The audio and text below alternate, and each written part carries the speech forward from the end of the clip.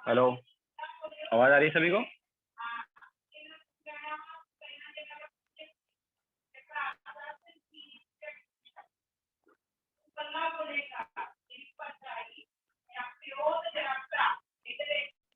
Okay, so good afternoon to all.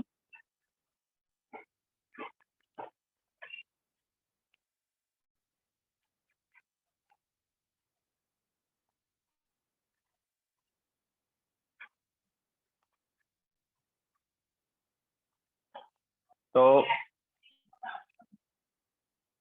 हमने weight test करा दिए थे। वेट टेस्ट में मतलब क्या होता है? वेट टेस्ट में अपने पास कोई केमिकल वगैरह लिया जाता है एंड देन उसके अकॉर्डिंग हम यहाँ पर क्या है, टेस्ट वगैरह करते हैं। ठीक है। ड्राई टेस्ट में हीटिंग की बात। तो नेक्स्ट हम यहाँ पर जो लेंगे वो है ड्राई टेस्ट, और यहाँ पर हम क्या हीटिंग की बात करेंगे, और उस हीटिंग वगैरह की वजह से कुछ ऑब्जर्वेशन आएंगी। तो सबसे पहले हम यहाँ पर लेंगे फ्लेम टेस्ट। ओके, फर्स्ट वाला यहाँ पर जो हम टेस्ट लेंगे वो लेंगे फ्लेम टेस्ट।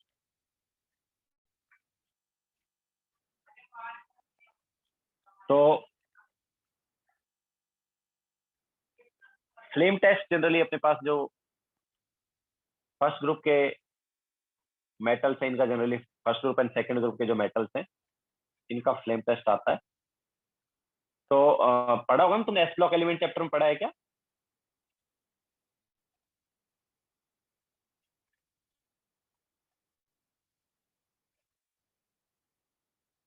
तो देखो यहाँ पर क्या होता है, अपने पास जनरली जो मेटल होते हैं उनके क्लोराइड जो है वो ज्यादा वोलेटाइल होते हैं। ठीक है। तो chlorides of the metals are more volatile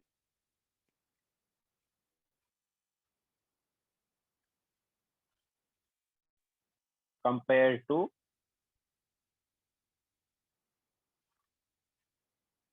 other salts.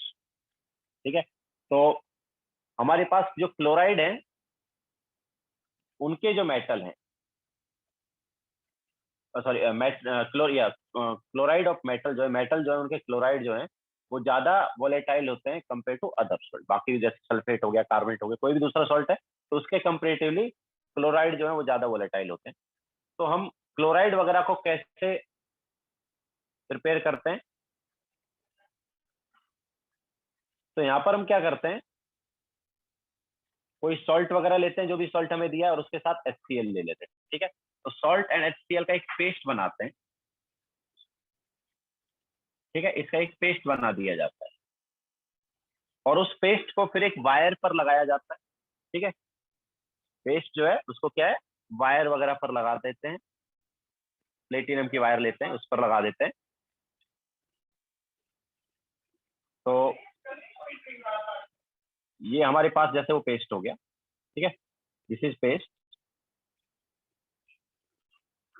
और इस पेस्ट को क्या करेंगे, हम एक वायर लेंगे प्लेटिनम की, उस पर लगा देंगे।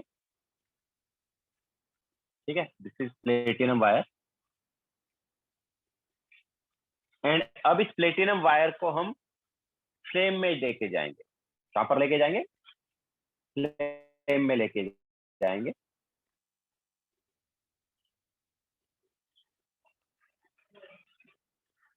तो यहाँ पर जब इसको फ्लेम में लेके जाते हैं, ठीक है, ये हमारे पास फ्लेम है। तो यहाँ पर अगर इसको हम लेके जाते हैं तो कुछ कलर दिखाई देता है। ठीक है, ये हमारे पास क्या फ्लेम है, इस फ्लेम में इसका क्या कलर दिखाई देता है। ठीक है, दिस इज बर्नर, बंस्टन बर्नर। तो बंस्टन बर्नर की जो फ्लेम है, उस फ्लेम में इस वायर को जब हम लेके जाते हैं तो कुछ कलर आता है। इसी वायर के, प्लेटिनम वायर के जो स्टार्टिंग उसमें वो पेस्ट लगा होगा, तो पेस्ट जो इसकी वजह से क्या आएगा, कुछ कलर आएगा।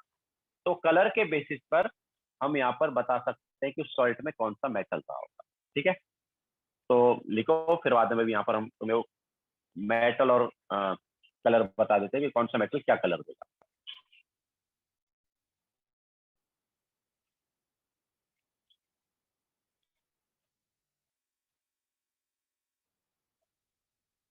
लैब में भी प्रैक्टिकल किए होंगे शायद तुमने।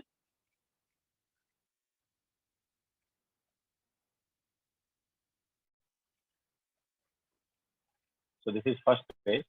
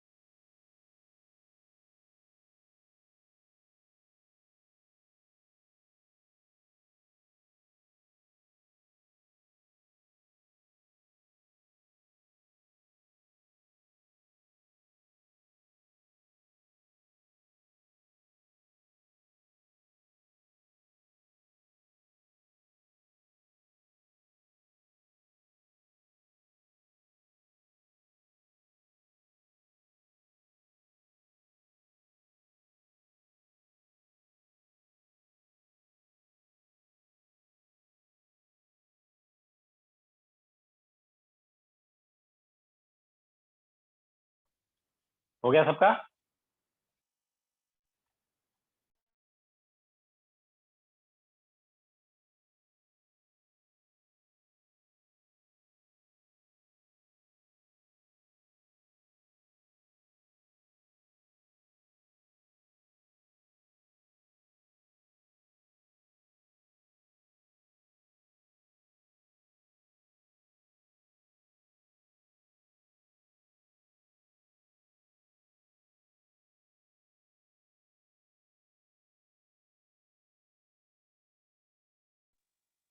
तो देखो अलग अलग मेटल के जो कलर हैं वो क्या क्या हैं।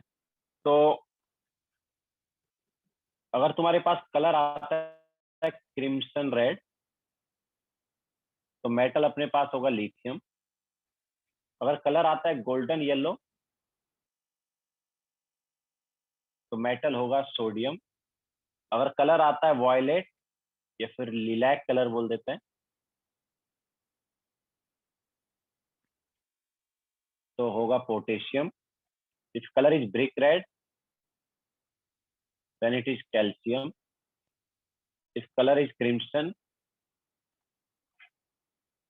then strontium. If color is apple green, then वो बेरियम होगा। इसके अलावा कॉपर का भी हमारे पास ये टेस्ट आता है, और कॉपर के केस में क्या होता है, ग्रीनिश ब्लू बोल सकते हैं। ग्रीनिश ब्लू कलर या green with blue centre.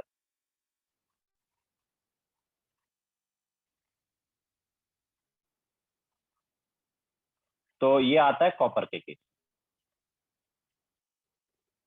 Okay, तो ये हमारे पास अलग अलग मेटल के लिए कलर हो।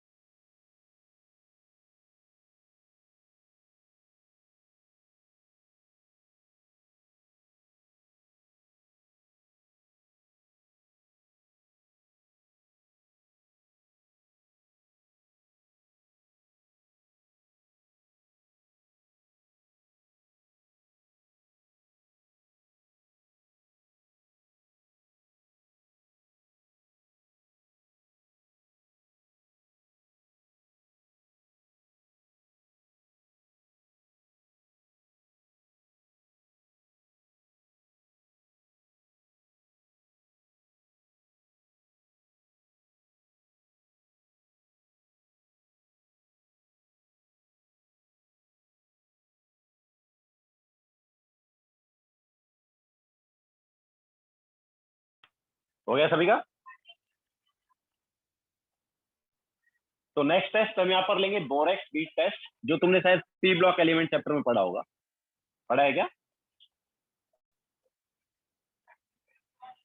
Borax bead test. तो बोरेक्स जो है उसका फॉर्मूला क्या है?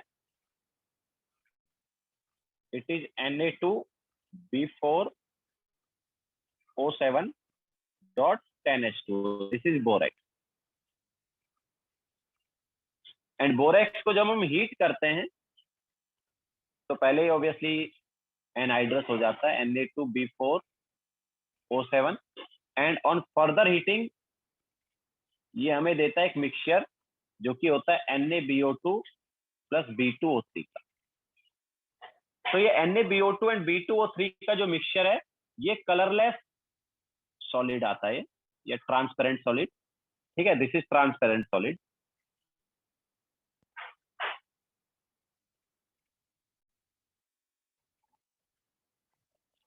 तो ट्रांसपेरेंट सॉलिड है, इसको हम ग्लासी बीड भी बोल सकते हैं, ग्लास जैसा रहेगा ना। तो दिस इज ग्लासी बीड। अब देखो क्या है,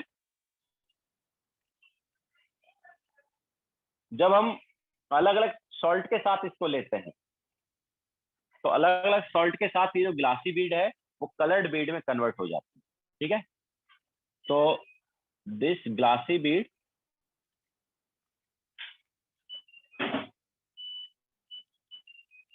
converts into colored weed with different salts।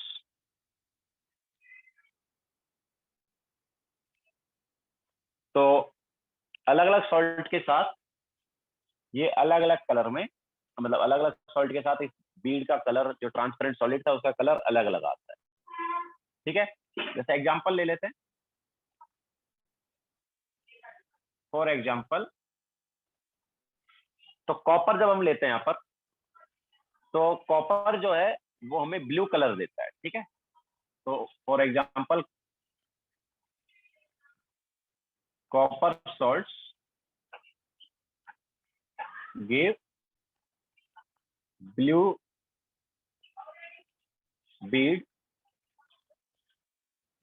In oxidising flame.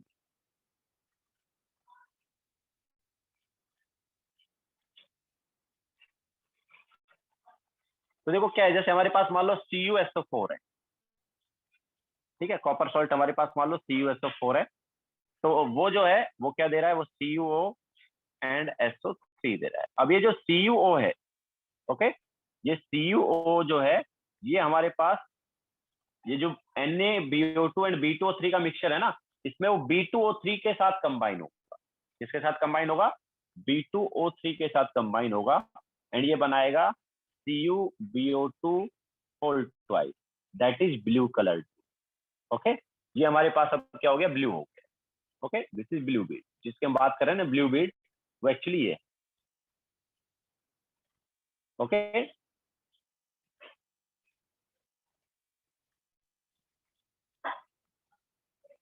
तो CuBO2 होल ट्वाइस।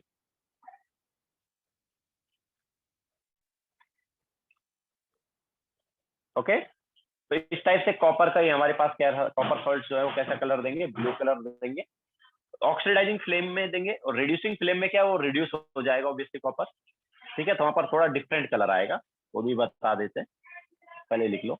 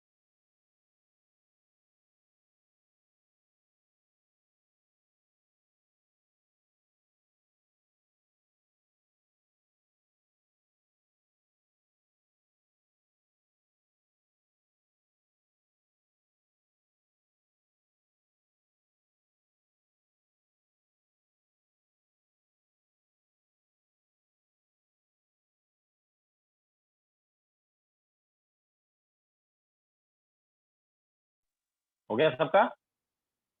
तो ये ऑक्सीडाइजिंग फ्लेम का हो गया। नाउ रिड्यूसिंग फ्लेम में हमारे पास कलर जो है वो डिफरेंट आ सकता है। तो इन reducing flame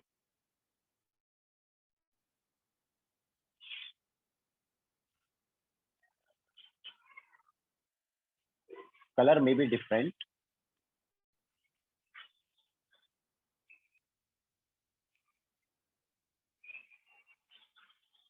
due to different reactions।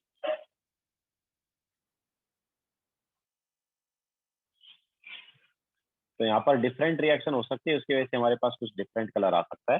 जैसे कॉपर का ही एग्जांपल ले लेते हैं। तो जो अब देखो यहाँ पर क्या रिड्यूस होगा, तो CuBO2 होल ट्वाइस जो है उसको कार्बन रिड्यूस कर देगा और ये बनाएगा CuBO2 plus B2O3 plus CO। लेकिन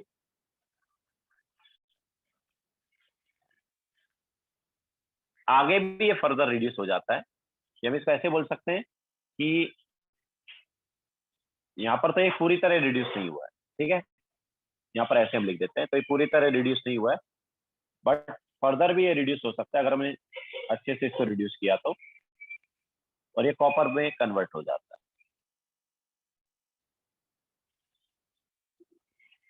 ठीक है, मतलब पूरी तरह अगर हम इसको देखेंगे तो हमें कुछ ऐसा मिल सकता है यहाँ पर। एक तरह से फर्स्ट रिएक्शन में देखिए कॉपर लिमिटिंग है, ठीक है, सॉरी कार्बन लिमिटिंग है, लेकिन सेकंड रिएक्शन में अगर हम देखेंगे तो कुछ ऐसा हमें मिल सकता है Cu plus B2O3 plus CO। ठीक है, तो ये जो Cu है इसी का हमारे पास जो कलर आएगा वो ब्राउन रेड कलर आएगा। ठीक है, तो रिड्यूसिंग फ्लेम में कलर जो है वो ब्राउन रेड आ रहा है, और ऑक्सीडाइजिंग फ्लेम में कलर कैसा आ रहा था इसका, ब्लू आ रहा था। ओके, ना ऑक्सीडाइजिंग एंड रिड्यूसिंग फ्लेम का मतलब क्या है देखो, तो हमारे पास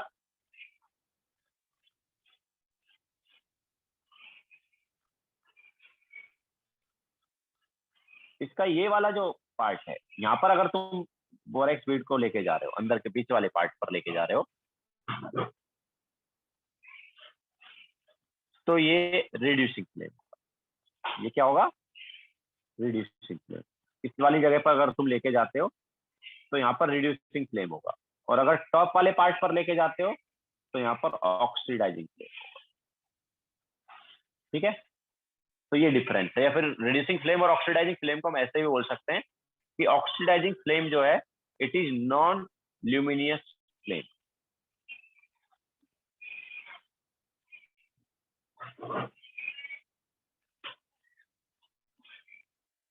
Oxidizing flame is non-luminous flame, and reducing flame is obviously luminous flame. Luminous flame.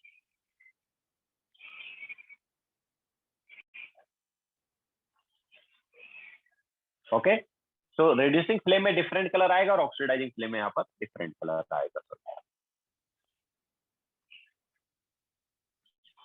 तो ये कलर क्यों आता है, क्योंकि जो बोरेक्स बीड हमारे पास, ये जो बोरेक्स के ट्रांसपेरेंट सॉल्ट जो आया था या ट्रांसपेरेंट सॉलिड जो आया था ये वाला, इसमें जो B2O3 है वो रिएक्ट कर लेता है किससे, सॉल्ट के ऑक्साइड से। देखो जैसे यहाँ पर सॉल्ट का ऑक्साइड क्या है, CO है, उससे रिएक्ट करता है। ओके, तो ये वाला तो एज इट इज रहा NaBO2, बट ये जो B2O3 जिसमें कन्वर्ट हुआ है उसकी वजह से कलर आ रहा है।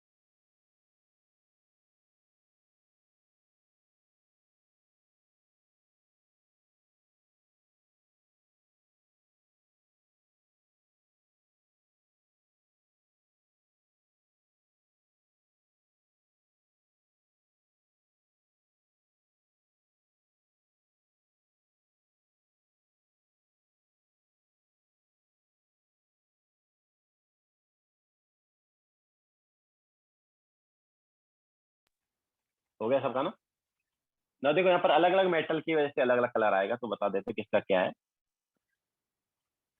तो metal colour in oxidising flame and colour in reducing flame.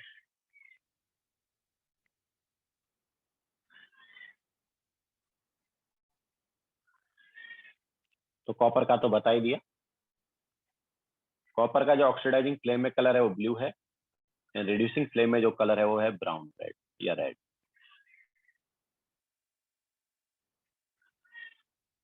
Okay. Iron जो है Fe, उसका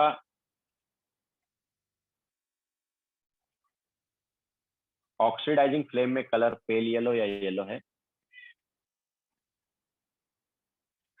एंड रिड्यूसिंग फ्लेम में जो कलर है वो ग्रीन कलर है, बॉटल।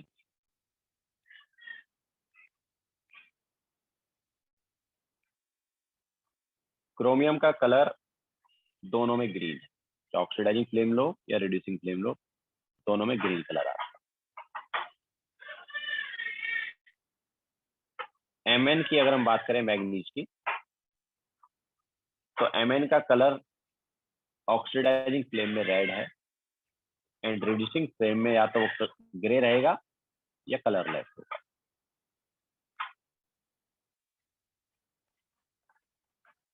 निकेल की अगर हम बात करें, तो निकेल जो है वो ऑक्सीडाइजिंग फ्लेम में ब्राउन कलर में रहेगा, एंड रिड्यूसिंग फ्लेम में ग्रे। तो ये हमारे पास बोरेक्स बीड टेस्ट में कलर आ गए बीड के क्या क्या होते हैं। ठीक है, जो बीड है उसका कलर क्या क्या आ रहा है वो हम बता रहे हैं। तो this is page number 5। Colour of Beed है ये, ऑक्सीडाइजिंग फ्लेम में कलर ऑफ बीड क्या है और रिड्यूसिंग फ्लेम में कलर ऑफ बीड क्या है।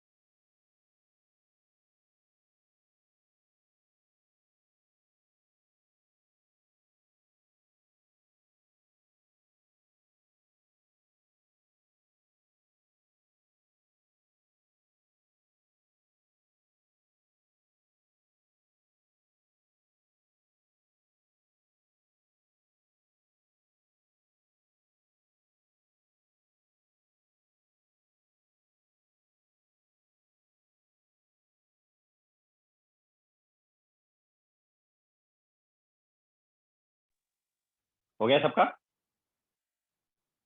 तो नेक्स्ट है यहाँ पर चारकोल कैविटी टेस्ट।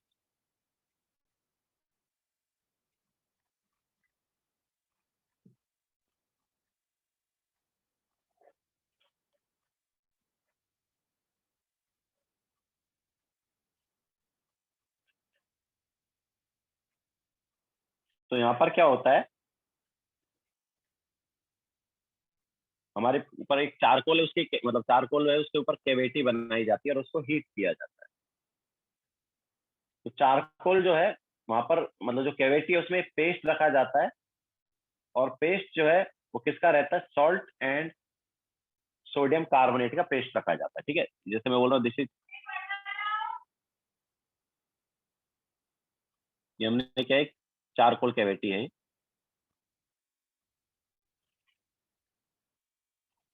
ठीक है, ये क्या है, charcoal cavity. This is charcoal और इसमें एक कैविटी बनाया हमने।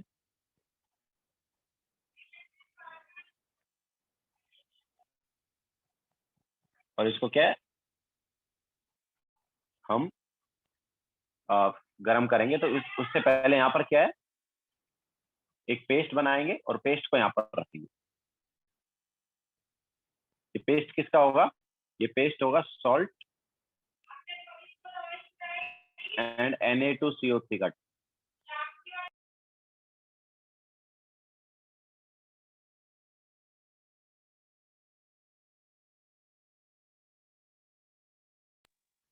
तो ये जो पेस्ट है किसका है, Na2CO3 एंड सॉल्ट का पेस्ट। ठीक है, उस पेस्ट को हम क्या करते हैं, कैविटी के ऊपर डालते हैं। एंड कैविटी के ऊपर डालने के बाद या तो हमें रेसिड्यू मिलेगा, या फिर यहाँ पर क्या मिलेगा, बीड मिलेगा। दोनों में से एक कोई काम हो सकता है।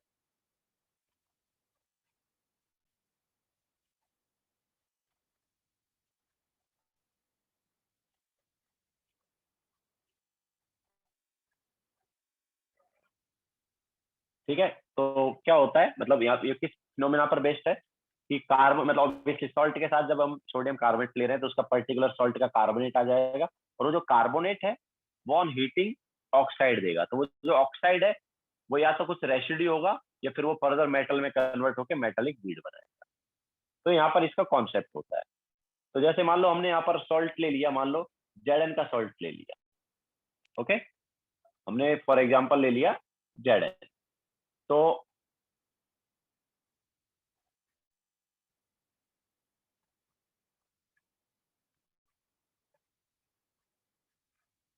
तो दो एग्जाम्पल ले लेते हैं, एक जेड एन वाला लेते हैं, एक सी यू वाला ले लेते हैं। तो हमने Z N S O four लिया सॉल्ट। तो Z N S O four जो है वो ऑब्वियसली Na2CO3 के साथ क्या बनाया, ZnCO3 बनाया, एंड साथ में ऑब्वियसली Na2SO4 बन गया। ठीक है, नाउ ये दिस ZnCO3 जो है ये ऑन हीटिंग दे देता है ZnO, एंड साथ में ऑब्वियसली CO2 निकल जाता है। तो this ZnO is yellow when hot and white on cold. ठीक है, तो yellow when hot and white when cold. Okay, तो इस टाइप से अगर हम यहाँ पर जेडन का सॉल्ट लेते हैं तो जो हमें रेसिड्यू वगैरह मिलेगा वो कैसा मिलेगा, हॉट जब तक रहेगा तो येलो कलर का रहेगा, और जैसे ही वो ठंडा हुआ तो उसका कलर क्या आ जाएगा, व्हाइट आ जाएगा। ओके, सिमिलरली एक और एग्जांपल ले लेते हैं हम यहाँ पर।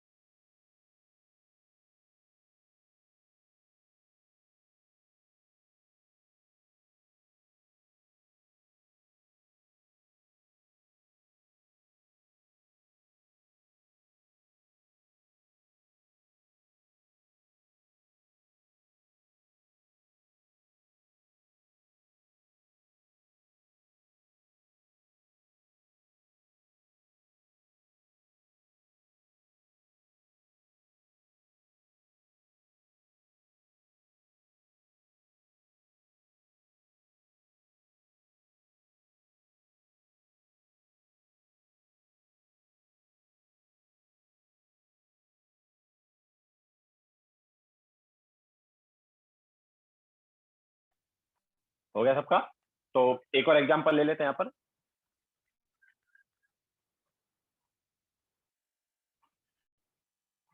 तो जैसे जेडन के केस में हमारे पास कलर आता है, वैसे ही अगर मान लो मैं यहाँ पर कॉपर ले ले, सॉल्ट हमारे पास मान लो CuSO4 है, कॉपर का सॉल्ट है। तो हमने साथ में क्या लिया है, सोडियम कार्बोनेट लिया है, तो वो सॉल्ट जो है वो किस में कन्वर्ट हो गया, कार्बोनेट सॉल्ट में कन्वर्ट हो गया, CuCO3 प्लस Na2SO4 आ गया। नाउ ये इसको ऑब्वियसली चारकोल कैविटी में हम क्या कर रहे हैं, हीट कर रहे हैं। तो चारकोल कैविटी में जब इसको हीट कर रहे हैं तो ये दे रहा है CuO plus CO2। Now this CuO, अब देखो यहाँ पर क्या है, ये CuO जो है ये फर्दर रिड्यूस हो जाएगा, क्यों, बिकॉज ऑफ चारकोल, है ना। तो लास्ट केस में रिडक्शन नहीं हो रहा था, बट यहाँ पर रिडक्शन हो जाता है। तो ये जो है ये हमें दे देता है Cu, एंड साथ में क्या आ जाता है, ऑब्वियसली CO जो है वो निकल जाता है। तो यहाँ पर ये जो है ये रेड कलर का रहेगा, Cu जो है कैसा रहेगा, रेड कलर का। ठीक है। सो देखो अलग अलग मेटल के केस में हमारे पास या तो रेसिड्यू आएगा, जैसे लास्ट केस में रेसिड्यू आ रहा था, और इस केस में क्या आ रहा है, बीड आ रहा है। ठीक है, मेटालिक बीड। तो मेटल कौन सा है, उसके लिए रेसिड्यू क्या आ रहा है उसके अकॉर्डिंग हम देख सकते हैं, एंड मेटालिक बीड क्या आ रहा है।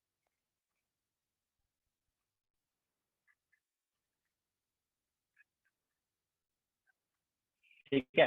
सो जैसे अभी हमने एग्जांपल लिया जेडन का, तो जेडन अगर है तो रेसिड्यू तो कुछ नहीं आएगा, सॉरी ये मेटालिक बीड तो कुछ नहीं आएगा, बट रेसिड्यू आएगा, और वो क्या है, yellow when cold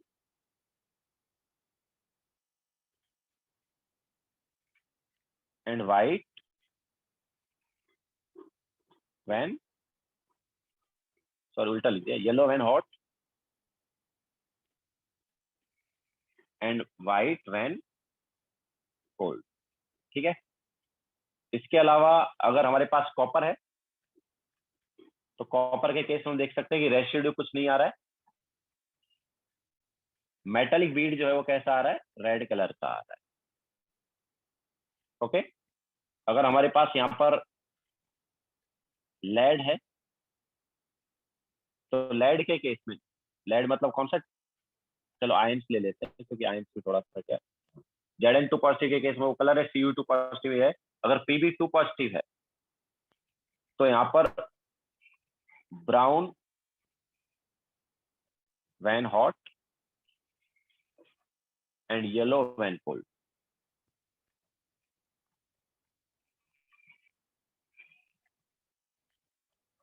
and metallic Beed की अगर हम बात करेंगे तो ये ग्रे कलर का आता है, Pb2 पॉजिटिव के केस में ग्रे कलर का आता है। ठीक है। इसके अलावा अगर यहाँ पर Ba, Ca, Pa2 पॉजिटिव है, Ca2 पॉजिटिव है, या Mg2 पॉजिटिव है, इनमें से कोई है, तो रेसिड्यू व्हाइट रहेगा। रेसिड्यू का कलर क्या होगा, व्हाइट कलर का होगा। एंड मेटालिक बीड जो है यहाँ पर कोई नहीं है। ठीक है। सो ये अलग अलग केस में हमारे पास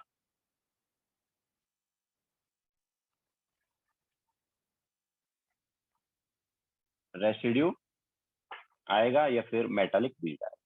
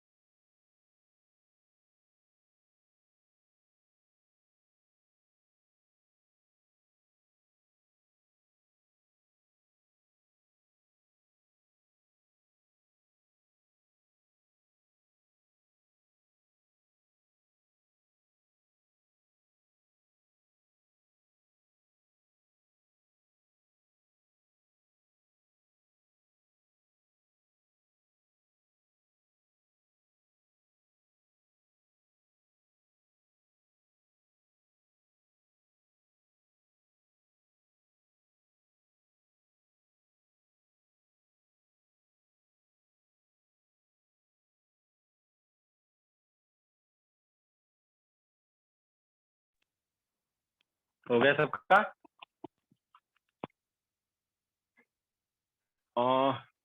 this is 7th page actually.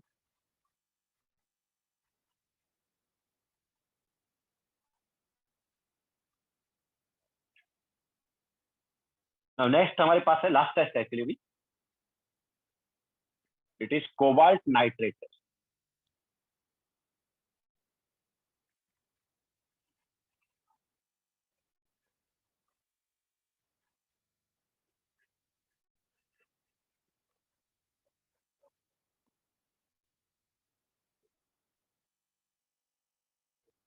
तो कोबाल्ट नाइट्रेट टेस्ट जो है वो चारकोल कैविटी टेस्ट के बाद किया जाता है, ठीक है। So if the residue is white in charcoal cavity test,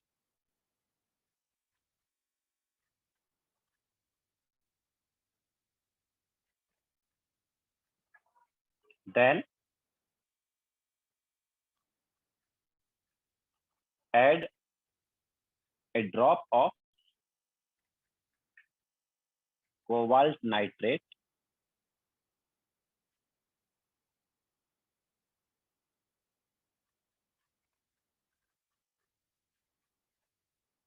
in the charcoal cavity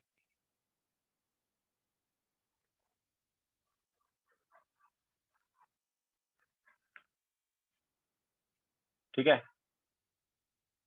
and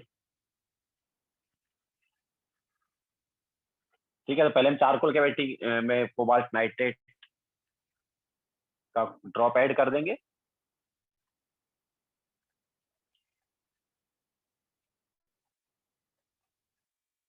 and then उसको हम हीट करेंगे। तो ऑन हीटिंग हमारे पास कुछ डिफरेंट कलर का मास आ सकता है। तो ऑन हीटिंग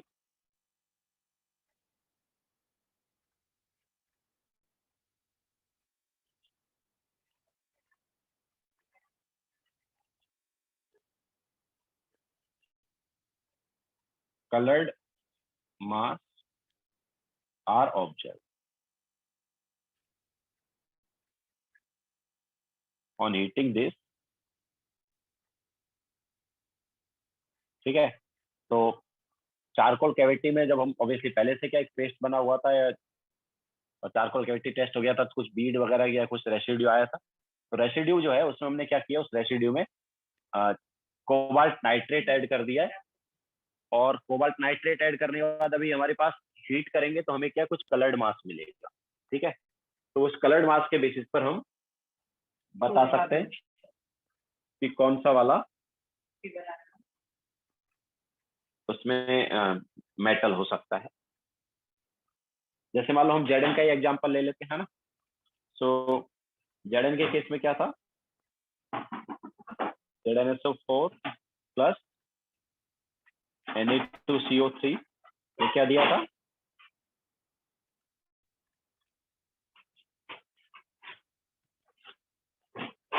इसने दिया था ZnCO3 प्लस Na2SO4, ठीक है। फिर वो ZnCO3 जो है वो ऑन हीटिंग क्या दिया था, वो दिया था ZnO प्लस CO2। अब वो ZnO जो है वो कैसा था, ZnO जो है वो हमारे पास था व्हाइट कलर का रेसिड्यू, है ना। ऑब्वियसली वो व्हाइट कब था, जब कोल्ड था, एंड येलो जब हॉट होता तब की बात करें, बट हम कोल्ड में डालेंगे। तो अच्छा, कोबाल्ट नाइट्रेट से हमें क्या मिलेगा, तो कोबाल्ट नाइट्रेट जो है that is CONO3 whole twice, this is cobalt nitrate. तो ये जो है ये हमें देता है cobalt oxide and NO2 and O2। अब देखो क्या है, ये दोनों जो ऑक्साइड है एक्चुअली ये आपस में कंबाइन होके हमें वो कलर्ड वाला मास देते हैं, ठीक है। सो ZnO plus COO will give ZnO dot COO, या फिर हम इसको लिख सकते हैं और ZnCO2 ऐसे भी लिख सकते हैं। तो ये जो है ये ग्रीन कलर का है, इसका कलर जो है कैसा है, ये ग्रीन कलर। ओके, तो इस टाइप से हमारे पास जो रेसिड्यू, व्हाइट रेसिड्यू जो था, उसने कुछ कलर्ड मास दे दिया, और उस कलर्ड मास के बेसिस पर ऑब्वियसली हम यहाँ पर क्या बता सकते हैं, ये बता सकते हैं कि कौन सा मेटल जो है वो अवेलेबल है। ओके, तो दिस इज पेज नंबर 8। तो कुछ डिफरेंट डिफरेंट मेटल का भी हम यहाँ पर तुम्हें कलर बता देते हैं कि कौन सा मेटल का क्या कलर आएगा। ओके, लिखो।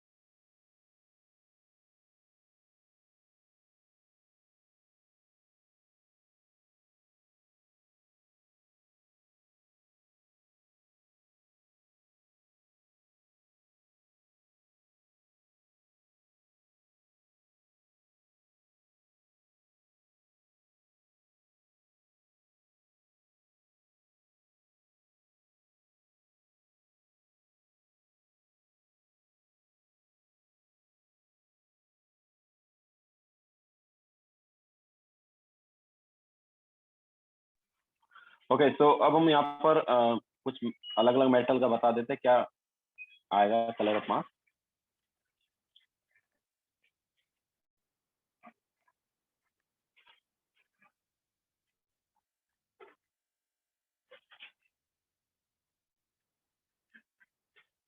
तो जेडन जो है जिंक, इसके केस में हमने ऑलरेडी बताया तुम्हें ग्रीन कलर आता है। एल्यूमिनियम जो है उसके केस में ब्लू कलर आएगा।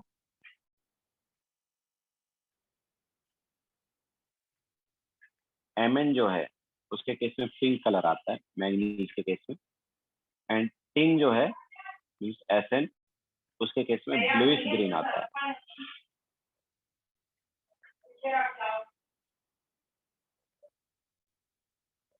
ठीक है, तो ये हमारे पास अलग अलग मेटल के केस में कलर है।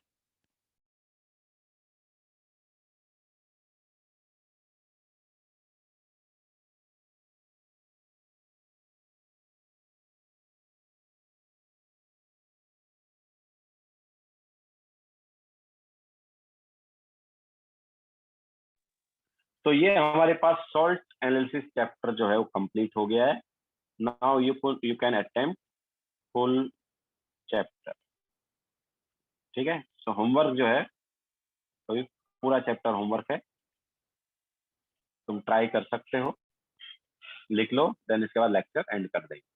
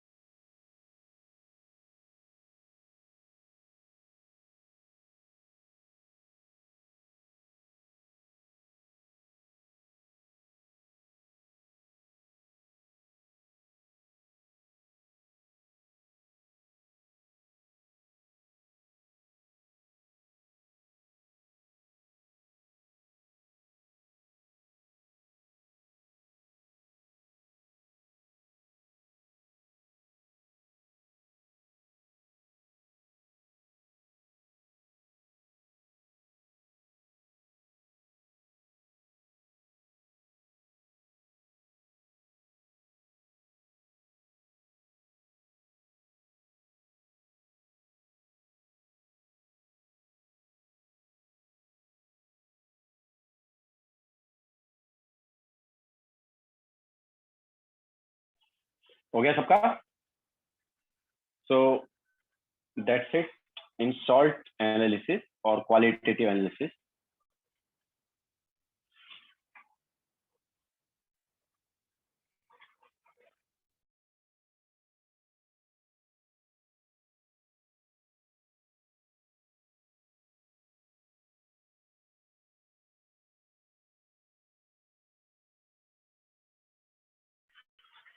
ओके, तो चैप्टर खत्म हो गया है। इनऑर्गेनिक कितना बचा है, क्या क्या बचा है इनऑर्गेनिक में? पी ब्लॉक हो गया तुम्हारा?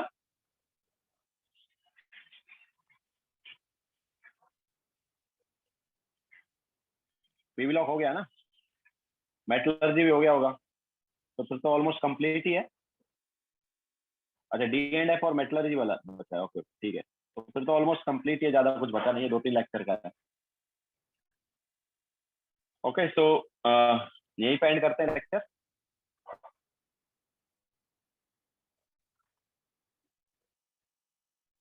यस सार्थक, हम चारकोल कैविटी टेस्ट तभी सॉरी ये कोबाल्ट नाइट्रेट टेस्ट हम तभी करते हैं जब हमें चारकोल कैविटी टेस्ट में क्या मिला हो, व्हाइट रेसिड्यू मिला हो।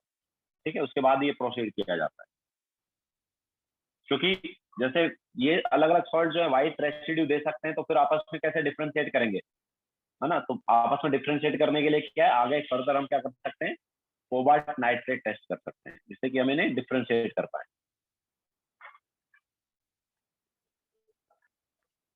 ठीक है, जस्ट चारकोल कैविटी टेस्ट से मेटल्स डिफ्रेंशिएट नहीं हो पाएंगे, बिकॉज ये व्हाइट रेसिड्यू दे देगी। तो उन्हें डिफ्रेंशिएट करने के लिए कोबाल्ट नाइट्रेट टेस्ट करेंगे। Yes Tanvi, I think DNS का मेरा ही लेक्चर लगा नेक्स्ट वीक, तो मैं ही सिखाऊंगा। मेटलर्जी का पता नहीं, मेटलर्जी का और कोई किसी का लेक्चर लगा होगा ना?